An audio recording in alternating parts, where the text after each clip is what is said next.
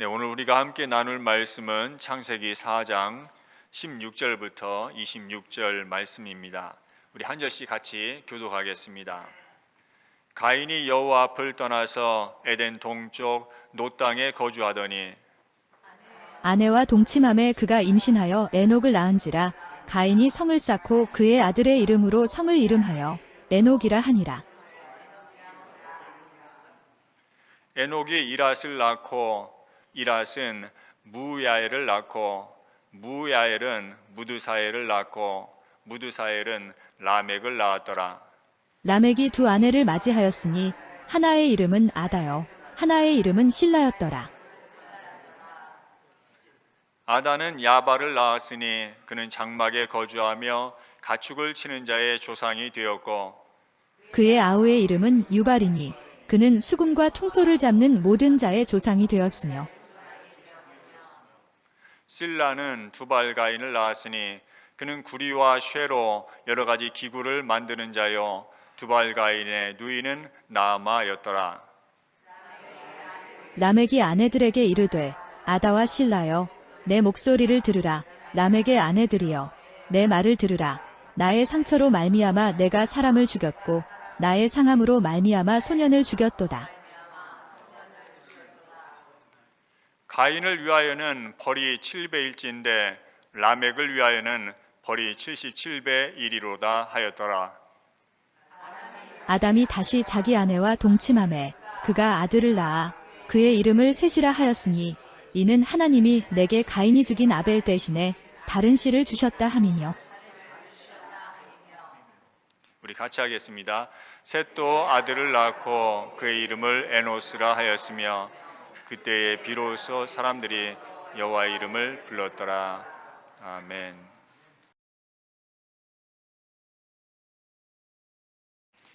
사랑하는 성도 여러분, 오늘 우리가 함께 읽은 창세기 4장은 인류 문명의 첫 페이지가 어떻게 시작되었는지를 우리에게 보여주고 있습니다. 인류 최초의 문명이 어디서 시작되었는지 아십니까?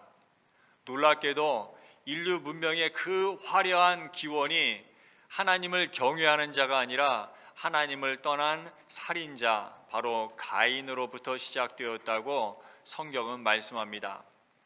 오늘 본문에는 인류 역사를 관통하는 두 가지 거대한 영적 흐름이 대조되어 나타납니다. 하나는 하나님을 등지고 자신의 힘으로 견고한 성을 쌓으며 사는 가인의 길입니다. 다른 하나는 세상적으로는 약해 보일지라도 무릎 꿇고 겸손히 하나님의 이름을 부르며 사는 셋의 길입니다. 오늘 말씀을 통해 지금 나는 과연 어느 길 위에 서 있는지, 나는 어느 계보에 속한 사람인지, 그리고 이 급변하는 시대 속에서 우리가 생명을 걸고 붙들어야 할 것은 무엇인지를 확인하는 그런 은혜의 시간이 되기를 주님의 이름으로 축원합니다. 먼저 가인의 계보를 함께 살펴보겠습니다. 16절 보세요. 가인이 여호와 앞을 떠나서 에덴 동쪽 노 땅에 거주하더니, 가인이 여호와 앞을 떠나서, 여러분, 이것이 모든 비극의 시작입니다. 기억하십시오. 인간의 불행은 환경이 나빠서가 아닙니다. 돈이 없어서 건강을 잃어서가 아닙니다. 길과 진리와 생명과 복의 근원 되신 하나님을 등지는 그 순간부터 우리 인생의 진짜 비극은 시작됩니다. 길 되신 하나님을 떠나면 길을 잃어버리게 되는 것이고, 길 아닌 곳을 다닌다는 것이 얼마나 힘이 듭니까? 진리 되신 하나님을 떠나면 거짓으로 갈 수밖에 없는 것입니다. 생명 되신 하나님을 떠나면 죽음을 향해 치닫게 되는 것입니다. 복의 근원 되신 하나님은 떠나면은 불행으로 치닫게 되는 것이죠. 하나님을 떠난 가인은 에덴의 동쪽 노 땅에 자리를 잡습니다. 노시라는 이름의 뜻은 방황입니다. 방황. 하나님을 잃어버린 인생은 아무리 화려하게 살아도, 아무리 좋은 집에 살아도 결국 그 영혼은 쉴 곳 없이 방황할 수밖에 없음을 성경은 보여주고 있습니다. 그 노땅에서 가인은 무엇을 합니까? 17절에 아내와 동침함에 그가 임신하여 에녹을 낳은지라. 가인이 성을 쌓고 그의 아들의 이름으로 성을 이름하여 에녹이라 하니라. 여러분, 본래 하나님께서 가인에게 내리신 형벌이 무엇이었습니까?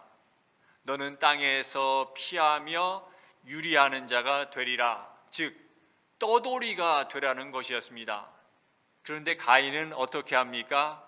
그는 회개하고 엎드리는 대신 자기 힘으로 정착하기로 결심을 합니다. 그리고 거대한 성을 쌓습니다. 이것이 성경에 기록된 인류 최초의 도시입니다. 도대체 가인은 왜 그토록 필사적으로 성을 쌓아야만 했을까요? 이유는 단 하나, 두려움 때문입니다. 하나님이라고 하는 완벽한 보호막을 제 발로 걷어차버린 인간의 내면에는 견딜 수 없는 불안과 공포가 자리 잡게 되었습니다. 누군가 나를 해치면 어떡하지? 내 곳은 내가 지켜야 돼. 내가 무너지면 끝이야. 이 근원적인 불안이 가인으로 하여금 높고 단단한 벽을 쌓게 만든 것입니다. 그는 그 성의 이름을 자기 아들의 이름을 따서 에녹이라 짓습니다. 이것이 바로 인본주의의 시작입니다. 하나님을 버린 인간이 스스로를 지키기 위한 처절한 몸부림이 이제 시작이 된 것입니다. 내 인생은 내가 지킨다. 내 미래는 내 주먹으로, 내 자식을 통해 보장받겠다. 하나님 필요 없다는 것입니다. 사랑하는 성도 여러분, 솔직히 우리 안에도 이런 가인의 모습이 있지 않습니까? 오늘날 이 시대를 보세요. 수많은 사람이 가인의 길을 걷고 있습니다. 더 넓은 평수, 더 높은 연봉, 더 확실한 노후 대책, 무시당하지 않을 사회적 지위, 우리는 밤낮 없이 수고하며 이런 것들로 인생의 성벽을 높이 쌓아 올립니다. 그래야만 비로소 안전할 것이라 믿기 때문에 그렇죠. 그래야만 내 자녀를 지킬 수 있다고 믿기 때문입니다. 하지만 분명히 기억하십시오. 하나님 없이 쌓아 올린 그 높은 성벽은 나를 지켜주는 보호막이 아니라 사실은 나를 가두는 감옥이 됩니다. 하나님 없는 성공을 추구하면 할수록 인간은 더욱 깊은 고독에 빠집니다. 왜입니까? 내 성을 지키기 위해 이웃을 경쟁자로, 적으로 돌려야 하기 때문입니다. 성벽이 높아질수록 평안이 커지는 것이 아니죠. 두려움만 더 높아질 뿐입니다. 오늘 본문은 그 두려움 속에서 쌓아 올린 하나님 없는 문명의 실체를 적나라하게 보여줍니다. 18절에 기록된 가인의 족보를 보세요. 아버지의 죄가 아들에게로, 그 아들의 죄가 손자에게로 어떻게 깊어져 가는지를 보십시오. 18절에 에녹이 이랏을 낳고, 이랏은 인간의 영광을 증거하는 도시라는 뜻입니다. 이 바벨탑처럼 인간의 이름을 내기 위한 교만이 싹트기 시작한 것입니다. 이랏은 무야엘을 낳고, 무야엘은 하나님이 치셨다는 뜻이에요. 그래, 하나님이 나를 쳤다. 하지만 상관없다. 보란 듯이 내 힘으로 성공해 보이겠다. 이것이 하나님을 떠난 인간의 태도입니다. 무야엘은 무두사엘을 낳고, 무두사엘은 하나님의 죽음을 뜻합니다. 현대의 철학자 니체는 입으로 신은 죽었다 그렇게 선언했지만, 고대의 무두사엘은 이미 온 몸으로 그의 삶 전체로 하나님은 죽었다고 외치며 살았습니다. 그 결과 태어난 것이 라멕입니다.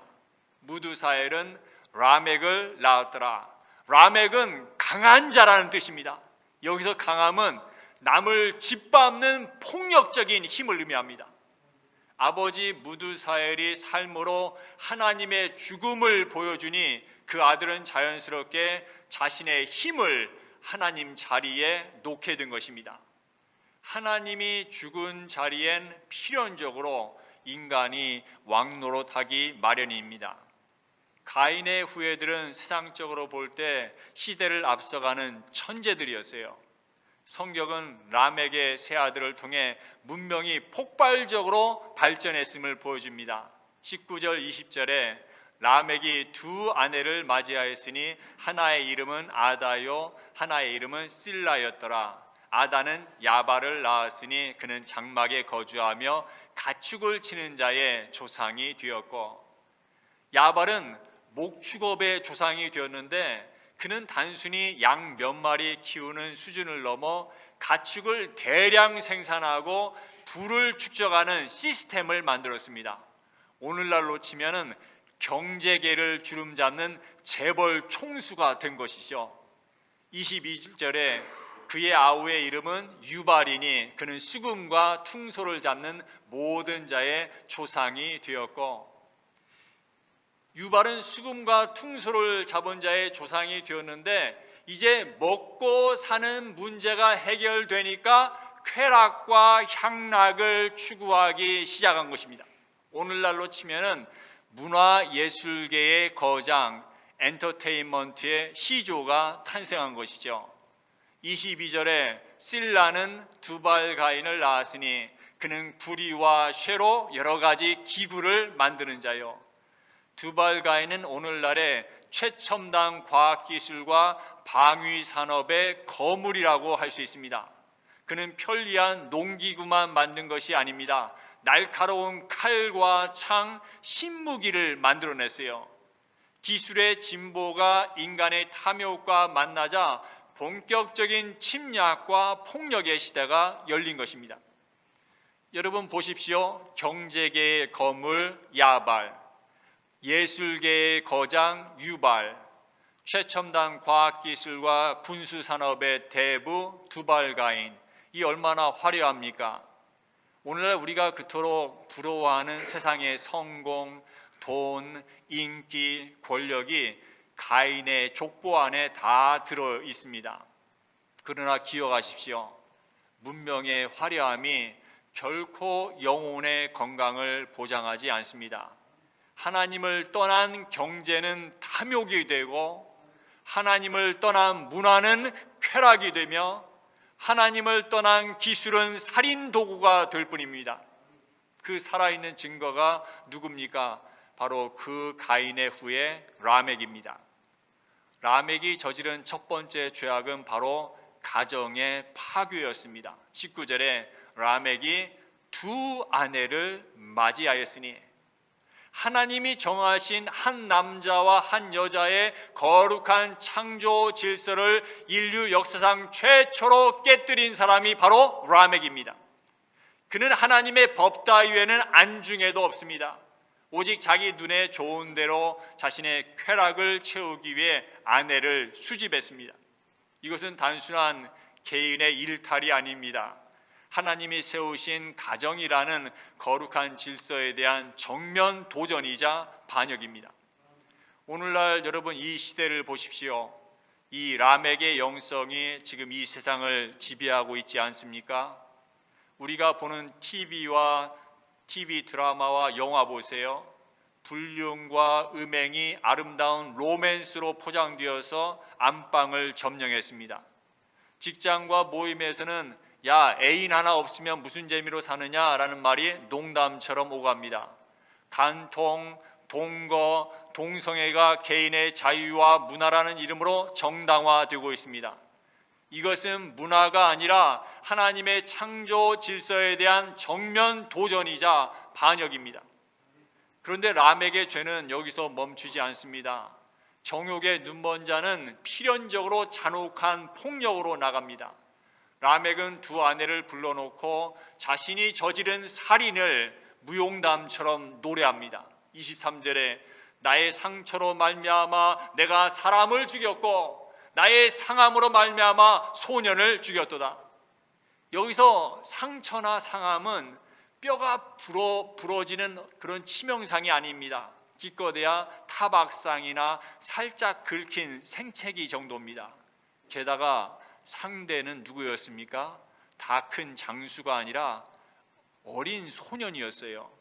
아마도 어린 아이가 실수로 라멕을 툭 건드렸거나 조금 다치게 했을 겁니다.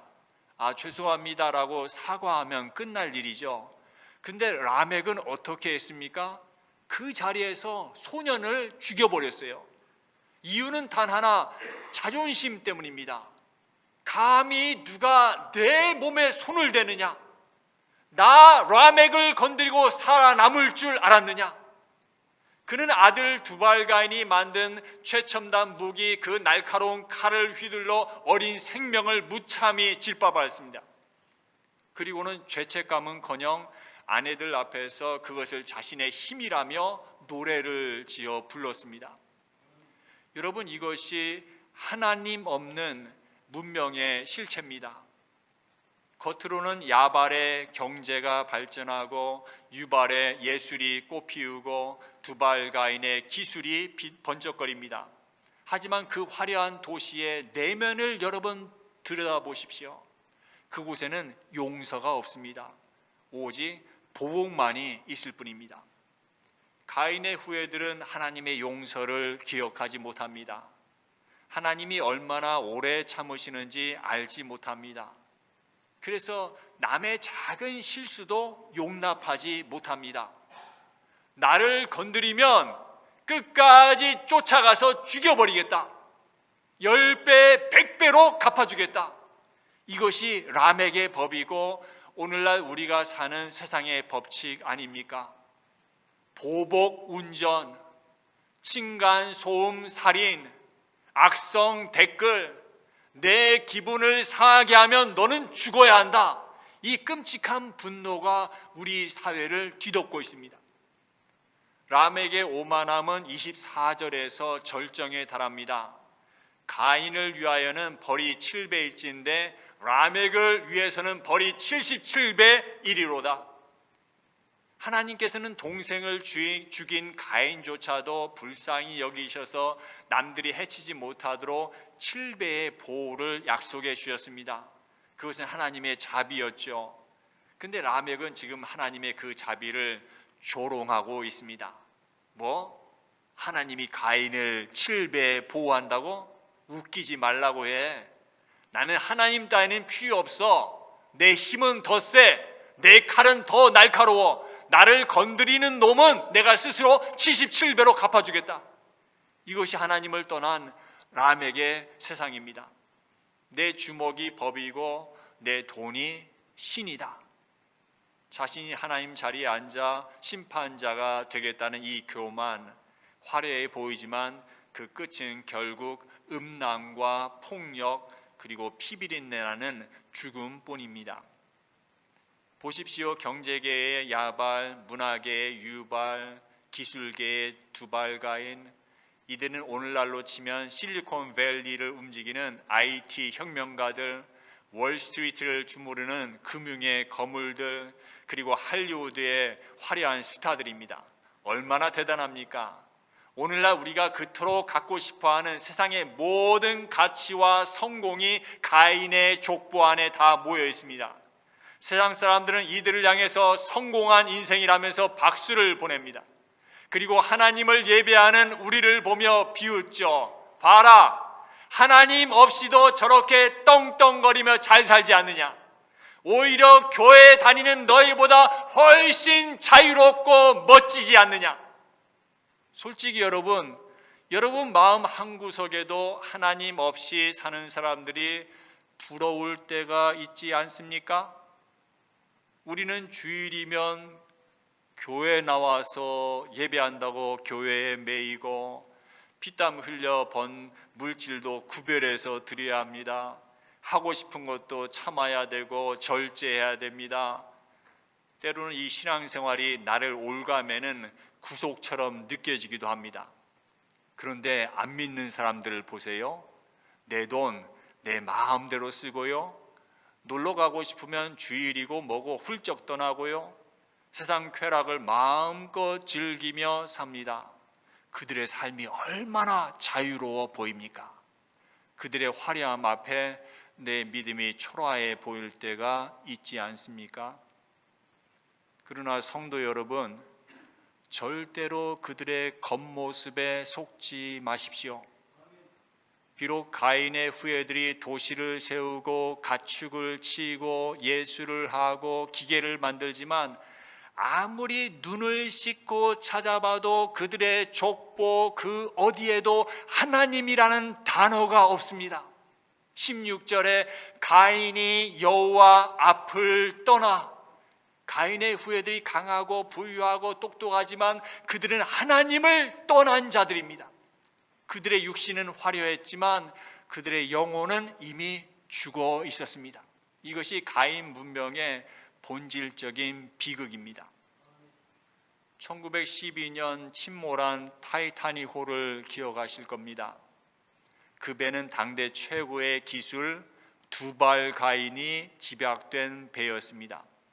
배 안에는 최고의 요리, 야발과 화려한 오케스트라, 유발의 음악이 흘러 넘쳤습니다. 사람들은 그 배를 가리켜 신도 침몰시킬 수 없는 배라고 호언장담했습니다. 그러나 그 화려한 배가 빙산에 부딪혔을 때 그 안에 호화로운 샹들리에와 오케스트라의 연주는 아무런 구원이 되지 못했습니다. 배가 지금 가라앉고 있는데 1등석에서 마시는 최고급 와인이 무슨 소용이 있습니까? 배가 침몰하고 있는데 연주하는 아름다운 음악이 무슨 구원이 되겠습니까? 가인의 문명이 바로 이 타이타닉과 같습니다. 겉은 화려하지만 그 끝은 파멸입니다. 하나님 없는 번영은 축복이 아니라 저주입니다. 불신자들이 마음껏 큰 소리치며 활개치는 것을 부러워하지 마십시오.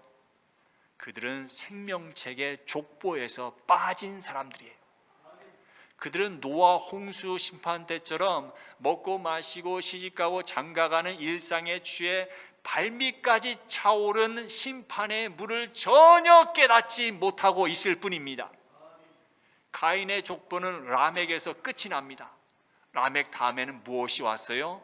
바로 노아 홍수의 심판이 왔습니다. 가인이 쌓아 올린 그 화려했던 도시는 다 물에 잠겼고요, 스스로 강하다 자부했던 그의 후손은 단 한 명도 구원의 방주에 타지 못했습니다. 다 물에 수장되었어요. 그 끝은 심판과 멸망, 그리고 영원한 지옥 형벌뿐입니다. 이것이 하나님을 떠나 스스로 성을 쌓는 가인 족보의 허무한 결말입니다. 그러나 이 절망적인 어둠 속에서 하나님은 조용히 위대한 새 역사를 시작하십니다. 25절에 아담이 다시 자기 아내와 동침함에 그가 아들을 낳아 그의 이름을 셋이라 하였으니 이는 하나님이 내게 가인이 죽인 아벨 대신에 다른 씨를 주셨다 함이며, 하나님은 죽은 아벨 대신 다른 씨 셋을 주셨습니다. 셋이라는 이름은 대신 주신 자, 임명된 자라는 뜻이에요. 가인의 화려한 문명에 비하면 셋의 탄생은 너무나 초라해 보입니다. 그는 성을 쌓지도 않았고 두발 가인처럼 강력한 무기를 만들지도 않았습니다. 그러나 하나님의 두 눈은 이 셋에게 머물러 있습니다. 왜냐하면 그가 바로 뱀의 머리를 상하게 할 여자의 후손, 인류 구원자로 이어질 생명의 탯줄이기 때문입니다. 아무리 세상이 타락하고 흑암이 깊어도 하나님의 구속 사역은 결코 중단되지 않습니다. 믿음의 사람이 다 사라진 것 같아도 하나님은 또 다른 사람을 세워 구원의 역사를 이어가십니다. 26절 보세요. 셋도 아들을 낳고 그의 이름을 에노스라 하였으며, 에노스, 이 이름의 뜻이 충격적입니다. 죽을 수밖에 없는 존재, 병약한 자, 부서지기 쉬운 흙이라는 뜻입니다. 비교해 보세요. 가인은 아들의 이름을 에녹, 시작, 봉헌이라고 짓고 거대한 성을 쌓았습니다. 우리는 강하다, 우리는 할 수 있다, 내 인생 내가 지킨다, 그렇게 외쳤습니다. 그런데 셋은 아들을 품에 안고 이렇게 가르친 것입니다. 아들아, 너는 흙이다, 너는 약하다, 너는 병약한 자다, 너는 하나님 없이는 단 한순간도 살 수 없는 존재다, 너에게는 구원자가 필요하다. 세상적인 관점에서 보면 이것은 패배주의처럼 보이죠. 자존감이 낮아 보입니다. 그러나 여러분, 자신의 연약함을 철저히 인정하는 것, 이것이 바로 구원의 시작입니다. 내가 죄인임을 알고 내 힘으로는 죄와 사단과 죽음의 문제를 해결할 수 없음을 깨닫는 심령이 가난한 자만이 하나님을 찾을 수 있기 때문입니다. 자신의 무력함을 깨달은 결과가 무엇이에요? 26절 하반절에 그때의 사람들이 비로소 여호와의 이름을 불렀더라. 상상해 보세요. 저 언덕 위에 가인의 후예들은 드높은 성벽 위에서 내 칼을 봐라, 내 기술을 봐라, 내 돈을 봐라, 자기 이름을 외치고 있습니다. 바로 그때 저 아래 들판에서 에노스의 후예들은 무릎을 꿇고 하늘을 향해 손을 듭니다. 여호와여, 우리는 에노스입니다. 우리는 약한 자입니다. 우리는 병든 자입니다. 하나님이 도와주지 않으면 우리는 숨조차 쉴 수 없습니다. 오직 주님만이 우리의 구원이십니다. 여러분, 이것이 교회입니다. 이것이 성도입니다. 세상은 우리를 보며 비웃을지 모릅니다. 너희는 왜 그렇게 약해 빠졌냐? 왜 보이지 않는 신에게 매달리느냐? 그러나 여러분, 그 결말을 보십시오. 누가 승리했습니까? 드높은 성벽을 자랑하던 가인의 화려한 도시는 홍수 심판 때의 흔적도 없이 사라졌습니다. 물거품처럼 다 떠내려갔어요. 하지만 스스로 약함을 인정하며 여호와의 이름을 불렀던 셋의 계보는 어떠합니까? 세상 눈에는 초라해 보였던 그 생명의 줄기는 결코 끊어지지 않았습니다. 그들은 노아의 방주로 이어졌고요, 인류의 새로운 시작이 되었고요, 믿음의 조상 아브라함으로 그리고 다윗 왕으로 이어졌습니다. 그리고 마침내 그 셋의 계보를 통해서 인류를 구원할 구원자 메시아 예수 그리스도가 탄생하셨어요. 하나님께서는 화려한 성을 쌓은 자들이 아니라 자신의 약함을 알고 하나님의 이름을 부른 자들을 예수님의 족보에 그리고 영원한 생명책에 기록해 주시는 축복을 허락하셨습니다. 이제 이 셋의 계보를 통해 오신 예수님은 십자가에서 우리 대신 우리 죄를 위해서 죽으시고 부활하심으로 우리에게 구원의 문을 활짝 열어주셨습니다. 여러분, 우리는 누구였습니까?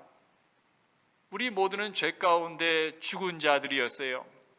우리 영혼의 뿌리는 사실 가인이었습니다. 하나님을 떠나 방황하고 내 힘으로 살아보려고 발버둥치며 오직 내 이름 높이기 위해 남을 밀어내던 죄인들이었습니다. 하지만 하나님은 그런 우리를 심판하지 않으시고 버려두지 않으셨습니다. 가인의 후예들처럼 힘으로 우리를 심판하러 오신 것이 아니라 가장 연약한 아기의 모습으로 저 낮은 말구유로 우리 주님께서 찾아오셨어요. 우리 주 예수님은 스스로 가장 연약한 에노스, 죽을 수밖에 없는 자가 되셨습니다. 우리가 받아야 할 죄의 형벌을 대신 짊어지시고 주님이 가진 그 의로움을 우리에게 덧입혀 주시기 위해 십자가에서 우리 대신 죽으셨어요. 이것이 은혜입니다. 보십시오. 라멕은 나를 건드리면 77배로 갚아주겠다며 잔혹한 복수를 선포했습니다. 세상은 지금도 그 복수의 법칙으로 돌아가죠. 그러나 우리 주 예수 그리스도께서는 70번씩 7번이라도 용서하라고 말씀하시며 람에게 저주를 주님의 사랑으로 끊어내셨습니다. 가인의 후예들이 남을 죽이기 위해서 날카로운 칼을 휘두를 때 예수님은 우리를 살리기 위해서 십자가에서 손과 발에 못이 대신 박히셨어요. 그 찢기신 살과 그 흘리신 피가 우리가 하나님께로 나아가는 영원한 통로와 성소가 되었습니다. 이제 우리는 예수 그리스도를 통해서 하나님을 감히 아바 아버지라 부를 수 있게 되었고 하나님의 은혜의 보좌 앞에 담대히 나가게 되었습니다. 더 이상 두려움에 떨며 성을 쌓을 필요가 없게 되었어요. 십자가가 우리의 가장 안전한 완벽한 성벽이기 때문에 그렇습니다. 우리가 하나님의 자녀가 되었고 하나님 우리 아버지가 되셨기 때문에 그래요. 하나님이 나와 영원토록 임마누엘 하시기 때문에 그렇습니다.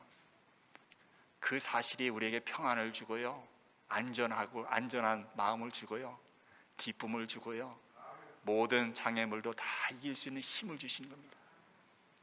여호와가 우리의 산성이요, 힘이요, 능력이요, 기쁨이요, 모든 것입니다. 오늘 우리는 인생의 두 갈래 길 앞에 서 있습니다. 첫째는 가인의 길입니다. 자신의 힘을 믿고 스펙을 쌓고 통장 잔고를 늘리며 나는 안전하다, 나는 성공했다, 그렇게 외치는 길이죠. 많은 사람들이 이 길로 몰려갑니다. 그곳에는 고층 빌딩이 즐비하고 최첨단 기술이 번쩍이고 현란한 문화가 꽃피우고 있습니다. 하지만 성경은 분명히 경고합니다. 이 길의 끝은 낭떠러집니다. 아무리 화려해 보여도 하나님 없는 인생의 끝은 영원한 파멸과 지옥뿐입니다. 둘째는 셋과 에노스의 길입니다. 자신의 연약함을 인정하고 주님, 나는 연약한 자입니다. 나는 불치병자입니다. 나는 병약한 자입니다. 나는 죄인입니다. 나는 심판받아 마땅한 자입니다. 나는 흙덩어리입니다. 주님, 나를 불쌍히 여겨주십시오.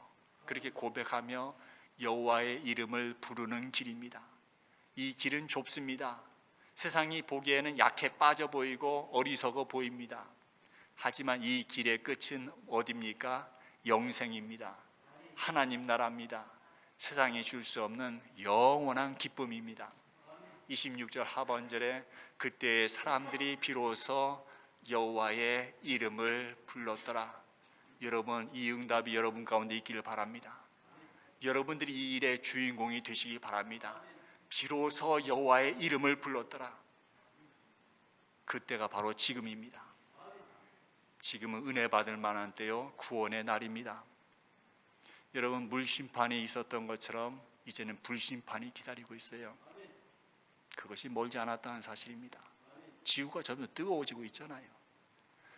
지구는 경고를 보내고 있어요. 사람들은 근데 그걸 무시하죠.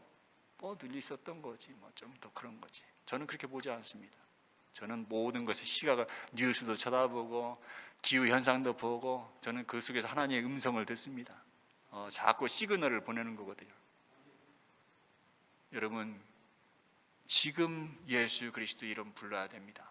왜냐하면 주님의 오실 날이 가까우기 때문에 그렇고, 여러분의 죽음이 점점 가까우기 때문에 그렇고, 주님 배울 날이 가깝기 때문에 그래요. 예수 그리스도에 힘입어서 나아가야 됩니다. 로마서 10장 13절에 누구든지 주의 이름을 부르는 자는 구원을 받으리라. 누구든지입니다. 어제까지 가인처럼 살인적인 미움을 품었어도, 라멕처럼 교만하게 살았어도 상관없습니다. 오늘 예수님의 이름을 부르면 구원받습니다. 십자가의 보혈은 어떤 죄인도 씻어낼 능력이 있습니다. 그러므로 여러분의 삶에서, 가정에서, 직장에서, 학교에서 매일 여호와의 이름을 부르십시오. 세상의 화려한 성공에 기죽지 마세요. 뭐 기죽을 게 있어요. 여러분은 모든 걸 가진 사람인데, 이름이 생명책에 기록되었고 하나님의 자녀요, 제사함 받았죠. 성령이 내 안에 인치하셔가지고 함께하고 계시죠. 천국의 시민권 가졌죠. 아이 그런 사람이 뭘 기죽어요 기죽게. 오직 하나님 말씀 위에 굳게 서십시오. 그리하여 먼 훗날 여러분의 인생이 끝나고 누군가 여러분의 삶을 기억할 때 이렇게 말할 수 있기를 바랍니다. 그때에 이 사람으로 인하여 우리 가정이 비로소 여호와의 이름을 불렀더라. 이 한 사람의 기도로 인하여 우리 직장이 비로소 하나님을 예배하게 되었더라. 여러분 이 음성과 이런 말을 들었다고 한다면 여러분 인생 정말로 잘 사신 겁니다. 남들이 보기에 부러운 인생 사신 거예요. 그리고 하나님 보시기에 심히 좋았더라. 이 음성을 여러분 듣게 될 것입니다. 이 거룩한 믿음의 유산을 남기는 저와 여러분 모두가 되시기를 주님의 이름으로 축원합니다. 같이 기도하겠습니다. 사랑과 은혜가 풍성하신 하나님 아버지, 오늘 말씀을 통해 생명의 길과 멸망의 길을 분명히 보게 하시니 감사합니다. 주님, 우리 안에도 가인의 영성이 있음을 고백합니다. 하나님을 떠나 우리 힘으로 안전한 성벽을 쌓으려 했고 내 이름을 높이려 했으며 세상의 화려함과 성공에 마음을 빼앗겼습니다. 경제적 풍요와 문화적 번영, 기술의 발전을 의지하며 하나님 없이도 잘 살 수 있다고 교만했습니다. 우리가 라멕처럼 교만하고 폭력적이었으며 하나님의 창조 질서를 무시하고 우리 마음대로 살았던 모든 죄악을 용서하여 주옵소서. 화려해 보이는 세상의 길이 결국 멸망으로 인도하는 길임을 깨닫게 하시니 감사합니다. 주님, 우리에게 색과 에노스의 영성을 허락하여 주옵소서. 내 힘으로는 한순간도 살 수 없음을 고백하며 오직 구원자 되신 예수 그리스도의 이름만을 부르게 하여 주옵소서.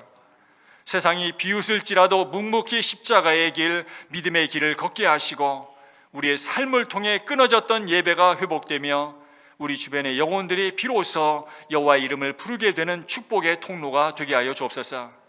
세상이 헛된 영광이 아닌 영원한 하나님 나라를 소망하며 우리를 죄와 사망에서 건지신 우리 구주 예수 그리스도의 이름으로 기도드립니다.